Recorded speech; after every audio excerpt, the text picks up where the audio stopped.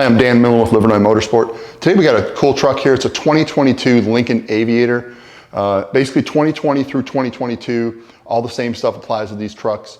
Also a Ford Explorer ST 2020 and newer, same thing applies to this, and as well as the higher end trim models with the 3-liter twin turbo V6. So anyway, we got this truck here today. Want to talk about a couple things we do to this truck to make it much more enjoyable to drive. One, this thing does have a couple things that really irritate me. It's the skip shift in the transmission. It's got a 10-speed. It doesn't use all 10 speeds. We enable that so it basically sequential shifts all the way through. Another really annoying feature in this truck that I'm surprised it has paddle shifters, yet when you put it in paddle mode, it seems to get out of paddle mode within about 5 seconds. So we changed that so you can actually use your paddle mode the way it's supposed to be, at least I think the way it's supposed to be designed. Anyway, we just ran this truck on the dyno, and you've seen the baseline. This is a 400 horsepower truck from the factory. At the rear tires, we look over here, it put down 292 horsepower and 367 foot-pounds of torque. Now that's impressive, but we know based on the other trucks we've done, the ST, there's a lot of room for improvement here. So we're gonna go ahead and we're gonna use our MyCalibrator tuner, which is right here. This can be purchased on livernoismotorsport.com.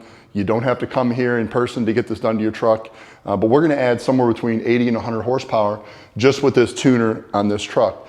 So anyway, stay tuned. We're gonna put the tune in, rerun it. We'll be right back after this.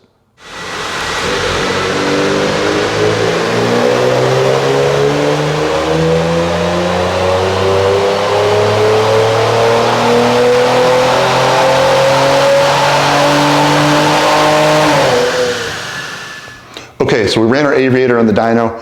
It did very well, actually exceeded my expectations. We look over here at the graph. This thing put down 402 horsepower and 481 foot-pounds. So peak to peak, this thing picked up just over about 109-ish.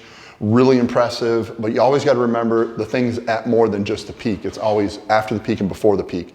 Before the peak, it's over 109 horsepower, and after the peak, it's almost 130 horsepower. So that's substantial gains. Now, how does that equate to the actual flywheel horsepower?